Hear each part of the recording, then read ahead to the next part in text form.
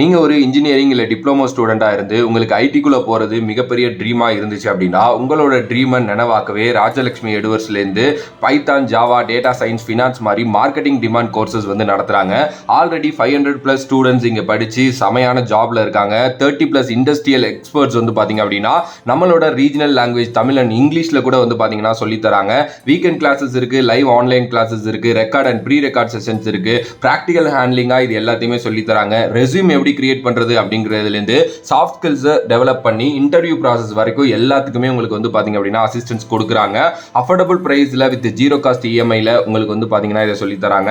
100% placements இருக்குது. Because 500+ கம்பெனிஸோட இவங்களோட type இருக்குது. ஸோ உங்களோட கெரியரை லிஃப்ட் பண்ணணும் அப்படின்னு நினச்சிங்கன்னா டிஸ்கிரிப்ஷனில் இருக்கிற லிங்கை கிளிக் பண்ணி நீங்கள் ஜாயின் பண்ணுங்கள் அண்ட் கெரியரை லிஃப்ட் பண்ணுங்கள்.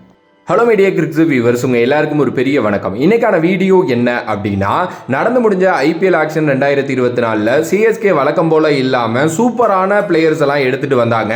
இப்படி எடுத்துட்டு வராங்களே, இவங்க எல்லாருக்கும் பிளேயிங் லெவலில் இடம் இருக்குமா அப்படிங்கிற ஒரு கேள்வி வந்து ஒரு சைடு இருந்துகிட்டு தான் இருக்கு. பட் ஆனால் டீம் வந்து பார்த்தீங்க அப்படின்னா பயங்கரமாக ஸ்ட்ரென்தன் ஆயிருச்சு அப்படின்னே சொல்லலாம். எப்பவுமே சிஎஸ்கேவுக்கு இந்த ஆல்ரவுண்டர்ஸ் அப்படின்னா ரொம்ப பிடிக்கும். ஸோ அதே மாதிரி இந்த வாட்டி வந்து பார்த்தீங்கன்னா ஒரு சில ஆல்ரவுண்டர்ஸ் எடுத்து இந்த டீமை இன்னமும் வந்து ஸ்ட்ரென்தனாக மாற்றிருக்காங்க அப்படின்னு சொல்லலாம். எஸ், இப்போ நான் இந்த வீடியோல சிஎஸ்கேவோட பிரெடிக்டட் அண்ட் ஸ்ட்ராங்கஸ்ட் பிளேயிங் 11 தான் வந்து பாத்தீங்க அப்படின்னா பேச போறேன். ஸோ மேபி உங்களுக்கு வேற சேஞ்சஸ் இருக்கலாம். அது என்னவா இருந்தாலும் கமெண்ட் பாக்ஸ்ல கமெண்ட் பண்ணுங்க. ஓகே, ஸோ ஃபர்ஸ்ட்லி வந்து பாத்துக்கிட்டீங்க அப்படின்னா அவங்கள்ட்ட ஒரு செட்டான ஓப்பனிங் பேர் வந்து இருக்கு. Ruturaj Gaikwad and Devon Conway, இவங்க ரெண்டு பேரும் தான் ஓப்பனர்ஸா இருப்பாங்க. லாஸ்ட் இயர் ரொம்ப நல்லா பண்ணியிருக்காங்க ரெண்டு பேரும். ஈவன் தோ கப் அடிச்சதுக்கு இவங்க ரெண்டு பேரும் ரொம்ப முக்கிய காரணம் அப்படின்னு சொல்லலாம். ஸோ இந்த வருஷமும் அதே ஓப்பனிங் பேரோட தான் வந்து பாத்தீங்க அப்படின்னா போவாங்க. சோ அதனால Ruturaj Gaikwad and Devon Conway open பண்ணுவாங்க. நம்பர் 3 அப்படின்னா veteran Indian batter Ajinkya Rahane அங்க இருக்காரு. எஸ், அவர் வந்து பாத்தீங்க அப்படின்னா போன வருஷம் ஒரு ரெவல்யூஷனை கொண்டு வந்தார் அந்த நம்பர் 3ல அப்படினே சொல்லலாம். ஏன்னா எப்பவுமே அஜிங்கியா ரஹானே விளையாடுற நம்பர் 3 பொசிஷன் வந்து எப்படி இருக்கும்னு நமக்கு தெரியும். ஆனா போன வருஷம் நான் அஜிங்கியா ரஹானே 2.0 அப்படிங்கிற மாதிரி அவரோட பேட் ஆசை காட்டினார் அப்படினே சொல்லலாம். எஸ், இந்த வருஷம் அவர் தான் ஸ்டார்ட் பண்ணுவார் எனக்கு தெரிஞ்சு. மேபி ஃபியூச்சர்ல ஏதாவது சேஞ்சஸ் பண்ணலாம் போக போக. பட் ஸ்டார்டிங் வந்து அஜிங்கியா ரஹானே தான் விளையாடுவாரு. அண்ட் அவர் ரொம்ப நல்லா பிராக்டிஸ் பண்ணிட்டு இருக்காரு. எஸ், ஆப்வியஸ்லி இந்தியன் டீம்ல இருந்து இடம் வேற இப்ப போயிருக்கு வெளியில. சோ அதனால எல்லாத்துக்கும் திருப்பி குட்டுக்கணும் இல்ல அப்படிங்கிற மாதிரி அஜிங்கியா ரஹானே விளையாண்டா நமக்கும் நல்லா இருக்கும், அவருக்கும் நல்லது அப்படின்னு நான் சொல்லுவேன். அதுக்கு அடுத்தபடியா வந்து பாத்தீங்க அப்படின்னா நம்பர் 4ல ரச்சின் ரவீந்திரா அப்படி இல்லனா டேரில் மிச்சல், இவங்க ரெண்டு பேர்ல ஒரு ஆள் விளையாடுறதுக்கு சான்சஸ் இருக்கு. ஈவன் தோ நான் என்ன யோசிக்கிறேன் அப்படின்னா ரச்சின் ரவீந்திராவை ஹோம் கேம்ஸ்ல யூஸ் பண்ணுவாங்க சிஎஸ்கே அப்படிங்கிற மாதிரி யோசிக்கிறேன். அவர் ரொம்ப நல்ல பிளேயர் ஸ்பின்னுக்கு அகைன்ஸ்டா. அதனால சேப்பாக்ல வந்து பாத்தீங்கன்னா ரச்சின் ரவீந்திரா ஒரு பயங்கரமான யூஸ்ஃபுல் பிளேயர் அப்படிங்கிறதுல எந்த ஒரு டவுட்டும் கிடையாது. அதே நேரத்தில் அவர் ஒரு யூஸ்ஃபுல்லான ஸ்பின்னர் கூட. ஸோ அவராலையும் ஸ்பின் பவுலிங் போட முடியும். ஸோ அதனால சேப்பாக்ல வந்து ரச்சின் ரவீந்திராவை விளையாண்டுட்டு அடுத்தபடியா வெளியில வரப்போ டேரில் மிச்சல் ஆடலாம். ஏன்னா டேரில் மிச்சல் ஃபாஸ்ட் பவுலருக்கு அகைன்ஸ்டா ரொம்ப டேஞ்சரான பிளேயர். அதுவும் நல்ல ஃபாஸ்ட் பவுலிங் எடுக்கக்கூடிய பிச்சஸ்ல அவர் விட்டாங்கன்னு வைங்களேன், அடிச்சு நொறுக்கி எடுத்துருவாரு. ஸோ அதனால டெஃபினெட்லி வந்து இந்த ஒரு மாற்றம் அந்த நம்பர் 4ல சேப்பாக் அண்ட் அவே கிரவுண்ட் இதுக்கு ஏத்த மாதிரி Rachin Ravindra and Daryl Mitchell ஆடுவாங்களோன்னு எனக்கு எங்கேயோ வந்து அந்த பச்சி சொல்லுது. பாப்போம் அது என்ன நடக்க போகுதுன்ட்டு. அதுக்கு அடுத்தபடியா சிவம் டூபேங்க, அதுல எந்த ஒரு டவுட் இல்லை. போன வருஷம் மிடில் ஆர்டர்ல இறங்கி ஸ்பின்னர்ஸ் அடி அப்படின்னு சொல்லிட்டு ஒரு ரோல் கொடுத்தாங்க. அந்த ரோலை ரொம்ப பக்கா பண்ணாரு. நம்பர் 4, நம்பர் 5, நம்பர் 3ன்னு மாத்தி இறங்கி சும்மா பெரட்டி எடுத்தாரு ஸ்பின்னர்ஸ் அப்படின்னே சொல்லலாம். இந்த வருஷம் அவர் பிராக்டிஸ் ஆரம்பிச்சுட்டாரு அப்படிங்கிற மாதிரி கேள்விப்படுறோம். எஸ், ஆப்வியஸ்லி வந்து பாத்தீங்க அப்படின்னா அவர் ஒரு வெறியில இருப்பாருங்க. ஏன்னா இந்த T20 டீம்ல இருந்து எதுக்கு அவரை தூக்குனாங்கன்னே தெரியல. கொடுத்த வாய்ப்பை நல்லா தான் யூஸ் பண்ணாரு இந்தியால இப்போ. ஆனா மறுபடியும் தூக்கிட்டாங்க. ஸோ திருப்பி கம்பேக் கொடுக்கணும்னு யோசிப்பாரு. அதனால வந்து பிராக்டிஸ் இப்பயே தொடங்கிட்டாரு. ஸோ சிவம் டூபே ஆடுவாரு. அண்ட் அடுத்து MS Dhoni wicket keeper and captain, அவர் இல்லாம எப்படி, அவர் வந்து பாத்தீங்க அப்படின்னா டெஃபினெட்லி ஆடுவாரு. அண்ட் அவரை பத்தி நம்ம நிறைய பேசவும் தேவையில்ல. ஆப்வியஸ்லி சிஎஸ்கேவோட பேக் போன் அப்படின்னே சொல்லலாம். இந்த வருஷமும் ஒரு கப்போட நமக்கு கொடுத்தாரு அப்படின்னா ரொம்ப நல்லா இருக்கும். அதுக்கு அடுத்தபடியா ரவீந்திர ஜடேஜா நம்பர் 7. ஆப்வியஸ்லி ரவீந்திர ஜடேஜா டீம்ல இருப்பாரு. அவரையும் நம்ம எந்த காரணத்துக்காகவும் ஒதுக்க முடியாது. So Ravindra Jadeja number 7 இறங்கிடுவாரு. இந்த வருஷம் ரவீந்திர ஜடேஜா பேட்டர் நம்ம பார்த்தோம் அப்படின்னா நல்லா இருக்குங்கிற மாதிரி தான் எனக்கு தோணுது. ஏன்னா ரவீந்திர ஜடேஜா பவுலர் வந்து 100 அவுட் ஆஃப் 100ங்க, ஏன் 100 அவுட் ஆஃப் 200 கூட வச்சுக்கோங்க.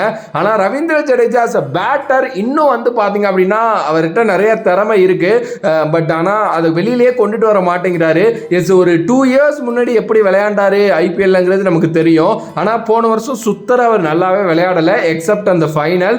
அதுக்கு அடுத்தபடியாக இந்த வருஷத்தில் ஏதாவது நல்ல பேட்டிங் பண்ணார் அப்படின்னா நல்லா இருக்கும்னு நான் யோசிக்கிறேன். பார்ப்போம் வெயிட் பண்ணி. அடுத்தபடியாக ஷர்துல் தக்கூர் டெஃபினெட்லி அவர் இருப்பார். அவரோட இன்க்ளூஷன் டீமுக்கு இன்னும் பேட்டிங் ஆர்டரை வந்து பார்த்தீங்கன்னா நல்லா ஸ்ட்ரென்தன் பண்ணியிருக்கு அப்படின்னே சொல்லலாம். எஸ், இன்னும் நல்ல கீழே வரைக்கும் பேட்டிங் ஆர்டர் ஆடுறதுக்கு வந்து ஷர்துல் தக்கூர் வந்து ஒரு சூப்பரான ஆப்ஷனாக இருப்பார். போன வருஷம் கேகேஆரில் எப்படி ஒரு பேட்டிங் ஸ்கில்லை காட்டினாருங்கிறத நம்ம பார்த்தோம். ஆனால் அவரோட ஒரு பெஸ்ட் இயர் அப்படின்னா அது சிஎஸ்கேல இருந்தது தாங்க. சிஎஸ்கேல இருந்த வரைக்கும் அவர் சூப்பர். எஸ், எம்எஸ் தோனியோட கோ டு மேன் அப்படின்னே சொல்லலாம். எம்எஸ் தோனிக்கு எப்பெல்லாம் விக்கெட் வேணுமோ ஷர்துல் தக்கூர்கிட்ட கொடுத்து எடுத்துருவார். கொஞ்சம் எக்கனாமி அதிகமாக இருக்கும், பட் ஆனால் ஷர்துலோட ஒரு முறையே அப்படிதான். எஸ், அவர் வந்து 7 ரன் ரேட்டில் போனாலும் ஒரு 3 விக்கெட் எடுத்து கொடுத்துருவாரு முக்கியமான நேரங்களில். ஸோ ஷர்துல் அதனால நம்பர் 8 வந்து பார்த்தீங்க அப்படின்னா வந்துருவாரு. அதுக்கு அடுத்தபடியாக தீபக் சகர் அஸ் அ பவுலர் சொல்லவே தேவையில்ல. பவர் பிளேயில் சிஎஸ்கேவோட சிங்கக்குட்டி அப்படின்னே சொல்லலாம். ரொம்ப நல்லா பண்ணிக்கிட்டு இருக்காரு. ஆப்வியஸ்லி எப்படி சொல்றது, அவர்னால என்ன முடியுமோ அதை தாண்டி எக்ஸப்ஷனலாக பண்ணிட்டு இருக்காரு. ஒரு பெரிய இன்ஜுரி அதுக்கப்புறம் வந்தாரு. பழைய தீபக் சகர் மாதிரி இல்ல, அகைன் ஒரு சூப்பரான ஒரு ஃபார்முக்கு அவர் வந்தாரு. சிஎஸ்கேவை வெற்றி பெற செஞ்சாரு. இப்போ அகைன் இப்போ நல்லா தான் பண்ணிட்டு இருக்காரு. ரீசெண்ட் டைம்ஸ்ல அவங்க அப்பாவுக்கு உடல்நிலை சரியில்லாத காரணத்தினால தான் அவர் வந்து கிரிக்கெட் விளையாடாம இருக்காரு. இன்டர்நேஷனல் கால் அப் வந்தோம், எனக்கு எங்க அப்பாவோட உடல்நிலை தான் முக்கியம் அப்படின்னு சொல்லிட்டு அதை வந்து பாத்தீங்க அப்படின்னா வேண்டாம்னு சொல்லிட்டு வீட்டில் இருக்காரு. அண்ட் இப்போ மறுபடியும் பிராக்டிசஸ் ஆரம்பிச்சிருக்காருங்கிற மாதிரி கேள்விப்படுறோம். அண்ட் அவர் வந்து பவுலரை தாண்டி பேட்டிங்லையும் நல்லா பண்ணிட்டு இருக்காரு அப்படிங்கிறதும் குறிப்பிடத்தக்க ஒரு விஷயம்.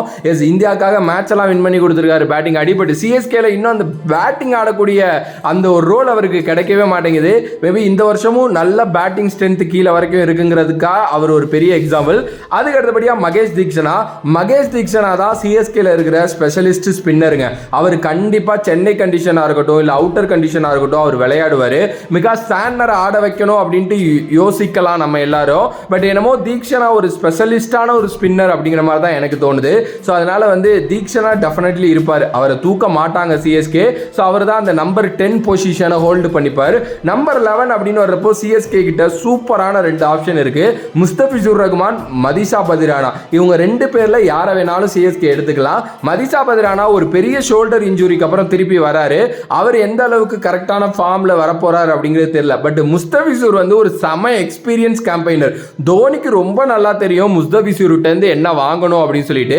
இதை தாண்டி லெஃப்ட் ஆர்ம் ஃபாஸ்ட் பவுலர் வேற. ஸோ ஒரு சைடு தீபக் சகர் அதுக்கப்புறம் வந்து பார்த்தீங்க அப்படின்னா ஷர்துல் தக்கூர்லாம் இருக்கிறதுனால ஃபிஸ்ஸை வச்சு நம்ம லெஃப்ட் ஆஃப் ஃபாஸ்ட் பவுலிங் போட்டுக்கலாம் அப்படின்னு யோசிச்சாரு தோனி அப்படின்னா டெஃபினெட்லி ஃபிஸ் வந்து ஃபர்ஸ்ட் லெவன்லேயே இருப்பார். ஸோ எனக்கு தெரிஞ்சு கூட ஃபிஸ்ஸை யூஸ் பண்ணுவாங்களோன்னு தான் தோணுது. எஸ், போன வருஷம் மதிஷா நல்லா பண்ணியிருக்காரு, டெத் ஓவர் நல்லா போட்டு கொடுத்துருக்காரு, எல்லாமே ஓகே, நான் எதுவுமே இல்லைன்னு சொல்ல மாட்டேன். பட் இந்த வருஷம் வந்து பார்த்தீங்கன்னா ஃபிஸ் மேலே கொஞ்சம் கண்ணு இருக்கு. ஏன்னா ஃபிஸ் ஒரு எக்ஸ்ட்ரீம் டேலண்ட் மக்களே. பங்களாதேஷ் கிரிக்கெட்டோட ரொம்ப ரொம்ப முக்கியமான பிளேயர் அவர். ஆனால் அண்டர் ரேட்டடாகவே தான் இருந்துகிட்டு இருக்காரு. எனக்கு தெரிஞ்சு அவரோட பிரைட்டஸ்ட் ஸ்பாட்டுக்கு வரப்போறார் முஸ்தபிசுர் அப்படின்னு நான் நினைக்கிறேன். நிறைய டீம்ல விளையாண்டுருக்காரு, அவ்வளோ எக்ஸ்பீரியன்ஸ் இருக்கு அவருக்கு. ஸோ ஃபிஸ் இந்த வாட்டி கலக்குன்னு கலக்குவாருன்ட்டு எனக்கு ஒரு பெரிய நம்பிக்கை இருக்கு. பாப்போம் என்ன நடக்க போகுதுன்ட்டு.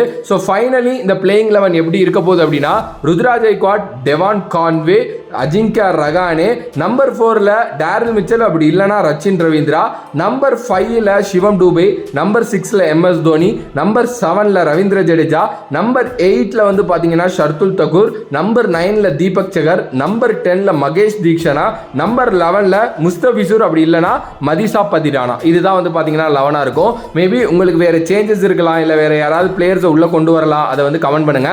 ப்ரோ அந்த இம்பாக்ட் பிளேயரை விட்டுட்டீங்களே அப்படின்னு கேட்டீங்கன்னா, impact player Sameer Rizvi impact பிளேயரா ஆடுவாரு. அதுல எந்த ஒரு மாற்று கருத்தும் இல்ல. அம்பத்தி ராயுடு எப்படி இருந்தாரோ அது மாதிரி தான் சமீர் ரிஸ்வி ஆட போறாரு.